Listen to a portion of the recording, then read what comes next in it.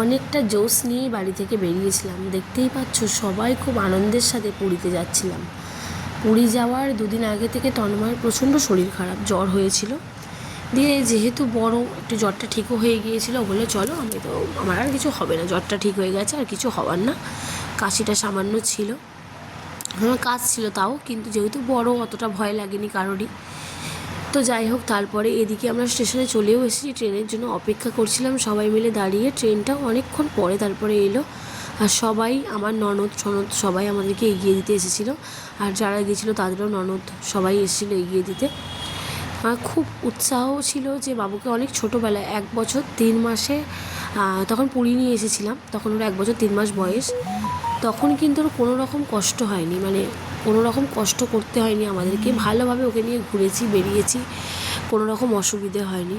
কিন্তু ভাবিনি এবার এতটা ভুগতে হবে। এতটা বলতে কেমন ভুগেছি সেটা তোমাদেরকে বলছি। তা দেখো, আমরা এখন স্টেশনে বসে আছি ট্রেনের জন্য। ট্রেনটা আসতে অনেকটা লেট করেছিল, কিন্তু লেট করার পরে আবার যখন ট্রেনে উঠেছি, ট্রেনটা কিন্তু খুব তাড়াতাড়ি ছেড়ে দিয়েছিল, আর দাঁড়ায়নি। তো যাই হোক, এখানে বাবুও একদম ঠিকঠাক ছিল, কিন্তু গায়ে দেখলাম হালকা হালকা জ্বর আসছে। আমি একদমই আশা করিনি যে ওর জ্বর আসবে, কারণ যেহেতু কিছুদিন আগেই ওর জ্বরটা হয়েছে। এখন ভাইরাস জ্বর তো সবার হচ্ছে। তো তারপরে দেখো, সারা রাত ট্রেনে আর আমার কাছে শোয়নি। দেখতেই পাচ্ছ একটা দাদা ভাইয়ের কোলেও কিন্তু শুয়ে আছে। দাদাটা আর্মিতে জব করে, তো কোনো রকম মানে থাকতে চায়, মানে আমার কাছে আসতে চাইছে না কোনোভাবেই, অনেকবার ডেকেছি।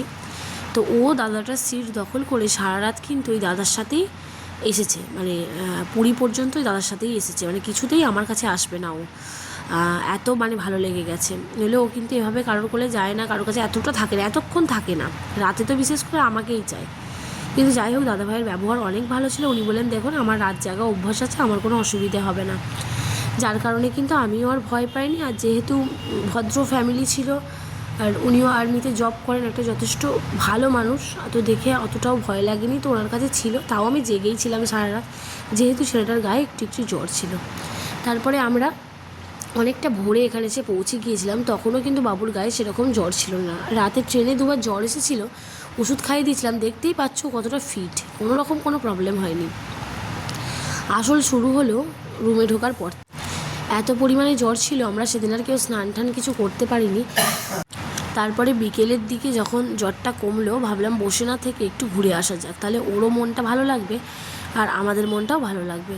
তো সেই মতো আমরা বেরিয়ে পড়েছিলাম, কিন্তু চোখ মুখ দেখতে পাচ্ছ এখনও অন্যরকম হয়ে আছে, মানে জ্বরটা আছে। কিন্তু আমি ভাবলাম ঠাকুরের জায়গা তো, ঘুরতে গেলে কিছু হবে না, ঠাকুরকে ডেকে আসবো, ঠাকুর তাহলে হয়তো ওকে ঠিক করে দেবে, আর কোনো রকম প্রবলেম হবে না।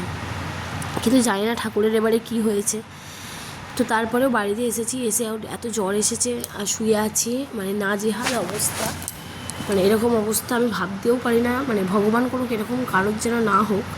সেদিন রাতে আমরা মনে হলেও আসার সময়, যেদিন এসেছি সেদিনও ট্রেন লাইনে পড়ে গিয়েছিল, তো ভাবলাম হয়তো বাতাস লাগতে পারে, সেই জন্য এখানে যেখানে ঝাড়ফুঁক করে সেখানেও নিয়ে গেলাম। ওনারা বললো বাতাস লাগেনি, একটু ভয় পেয়েছে। তারপরে বিকেলে এখানে আমরা তারপর রাত্রিবেলা দেখলাম ভালো রকম জ্বর আছে বলে এখানকারই হসপিটালে নিয়ে গেলাম। কেন এখানে কোথায় চাইল্ড স্পেশালিস্ট থাকে বা উনি কীরকম আমরা জানিও না। তো হসপিটালে যেহেতু ভালো ডাক্তারই থাকে, তো ভাবলাম সেখানেই নিয়ে যাওয়া যাক। তো সেখানে যেতে ওকে জ্বরের ওষুধের পাওয়ারটা বাড়িয়ে দেওয়ার পরে বলে পাওয়ারটা বাড়াতে হবে। ও কিন্তু বেশ ভালো ছিল, আর জ্বর কিন্তু আর তারপর থেকে আর এলো না। তো আমরা পরের দিন আবার ঘুরতে বেরিয়ে গেলাম, আর আমিও ভাবলাম 3 দিন হতে চললো, আর হয়তো কিছু হবে না। আর ভালোভাবে আমরা কিন্তু ঘুরেছি খুব আনন্দের সাথে। সত্যি কথা বলতে, সন্তান ভালো থাকলে সব কিছুই ভালো লাগে। যখন দেখলাম ও ভালো আছে আর ও ঘুরতে যাবে বলে লাফালাফি শুরু করে দিল, দিয়ে আমরাও কিন্তু ঘুরতে বেরিয়ে পড়লাম। আর সারা দিন ভালোভাবে ঘুরেছি, খুব মজা করেছি, কোনো রকম কোনো অসুবিধে হয়নি। মানে ঘুরেছি আমরা। ওই কোনারক সূর্য মন্দিরে নেমেছিলাম, আর কিন্তু নন্দনকানন ছাড়া আমরা কোথাও নামিনি। কেন, প্রচণ্ড পরিমাণে গরম ছিল, গরমে আমি কিন্তু ওকে আর বের করিনি, গাড়িতে করেই শুধু ঘুরেছি। কেন, বের করলে আবার রোদটা লাগলে কিন্তু শরীরটা আরও খারাপ করবে, যার কারণে আমরা কোথাও নামিনি। সবাই মিলে ভালোভাবে ঘুরতে গেছি, ঘুরেছি। তো টিফিন খাওয়া হয়নি বলে এখানে দাঁড়িয়ে আবার এই যে আলুর পরোটা খেয়ে নিলাম। আর সত্যি বলতে এত টেস্টি ছিল আলুর পরোটাটা, মানে নামেই আলুর পরোটা, মোগলাইয়ের মতো খেতে, ভীষণ টেস্টি।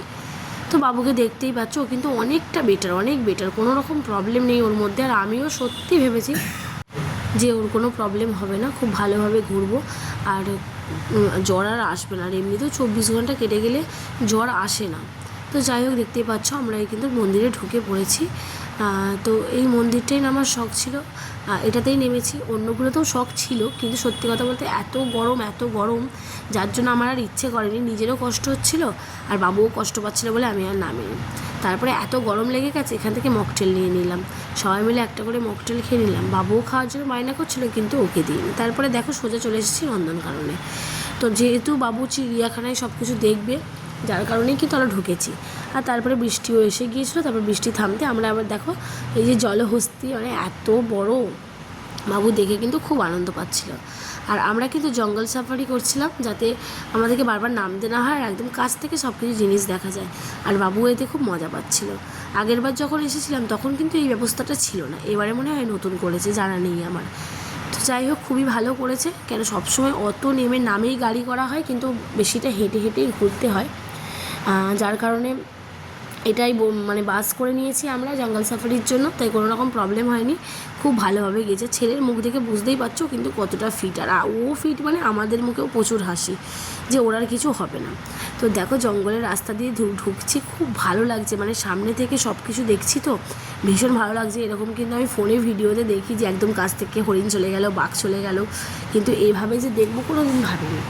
তো সেই কারণে খুবই ভালো লেগেছে। আর বাবুও তো দেখে লাফালাফি শুরু করে দিয়েছে, বলছে মা বাঘকে কুরকুরে খাওয়াবো, লায়নকে কুরকুরে খাওয়াবো, মানে কী কাণ্ড করছে। আর অনেক ময়ূর, সব থেকে যেটা বেশি দেখেছি সেটা হচ্ছে ময়ূর। একদম কাছ থেকে দেখেছি ময়ূরকে। বাঘগুলোও একদম কাছে ছিল, খুব দূরে ছিল না।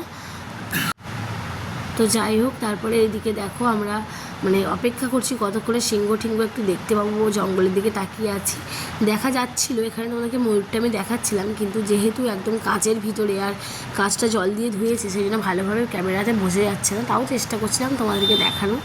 তো এখানে অনেক ময়ূর ছিল, মানে এই পাশ দিয়ে যাচ্ছে, এই সামনে দাঁড়িয়ে আছে, মানে প্রচণ্ড পরিমাণে ময়ূর ছিল। তারপর সিংহটাকেও কাছ থেকে দেখতে পেলাম। আর আমি শুধু ভাবছি একবার যদি লাফিয়ে আসে তখন আমাদের কী হবে। মানে এরকম ফোনে দেখেছি, কাছ থেকে দেখিনি। তো এই দেখো হরিণ চলে গেল, দেখতে পেলে। আর হরিণ মানে একদম ছুটে বেড়াচ্ছে কাছ থেকে। আর বাবু সব থেকে বেশি আনন্দ পেয়েছে। এখানে দেখো কতগুলো হরিণ। এগুলো জঙ্গল সাফারি না করলে বাইরে থেকে দেখতে হয়, কিন্তু কাছ থেকে দেখেছি, নিজের তো ভালো লাগছে, এর সাথে ছেলেরও কিন্তু অনেকটা ভালো লেগেছে। তারপর যাই হোক, এবারে কিন্তু আমাদের দেখা হয়ে গেছে, এবার বাড়ি ফিরবো।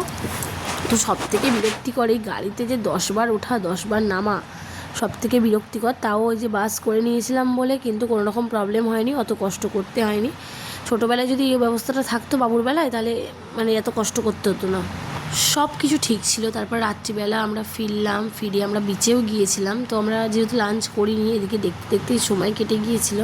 তো তারপরে কিন্তু আমরা এখানে, কারণ অন্য সময় লাঞ্চ করতে গেলে দেরি হয়ে যাবে, দেরি হওয়ার থেকে বড় কথা পরোটাগুলো এত পেট ভার করেছিল, কারোরই খিদে ছিল না। যার কারণে কিন্তু আমরা ওখান থেকে বেরিয়ে তারপরে 7টার সময় করে লাঞ্চ ডিনার যাই বলো একসাথে করেছি। তো সবাই মিলে এখানে বসে খাওয়া দাওয়া করে নিয়েছিলাম। বাবুকেও একটু ভাত খাইয়ে দিয়েছিলাম। ওর যেই থেকে শরীর খারাপ করেছে, ওকে আমি রিচটা একটু কম দেওয়ার চেষ্টা করি। তো যাই হোক, আমি আর আমার যে মানে ওর বন্ধুর যে বউটা ছিল, তারা কিন্তু রাইস আর চিলি চিকেন খেয়ে নিয়েছিলাম, বাদবাকি সবাই মাংস ভাত খেয়েছিল। তারপরে বিচেও গিয়েছিলাম, কিন্তু আসল আবার শুরু হলো 24 ঘন্টা কেটে যাওয়ার পরে। মানে সকালবেলা, পরের দিন সকালবেলা পুজো দিতে যাবো বলে স্নান টান করে রেডিও হয়েছিলাম, কিন্তু বাবুর মানে জ্বর উঠেছিল। জ্বর ওষুধ খাতে কমেও গেল, কিন্তু ওরা বিছানা ছেড়ে একদম উঠতে চাইছিল না। তাই ভাবলাম হয়তো ভগবানের কোনো কারণে ইচ্ছা নেই পুজো নেওয়ার। তাই যাই হোক, মন আর খারাপ করিনি। ওনার যখন ইচ্ছা নেই, আমি আর এটা নিয়ে কষ্ট পাইনি। কারণ আমার কাছে ভগবানের থেকেও আগে আমার ছেলে। সে যদি ঠিক থাকে, আমার এরকম দিন আরও আসবে, কিন্তু তাকে সুস্থ করাটা আমার কাছে সব থেকে বেশি গুরুত্বপূর্ণ। কারণ আর কিছু ওর আগে আমার মনে হয় না। তো যাই হোক, চলো টাটা, এটুকুই বলার ছিল।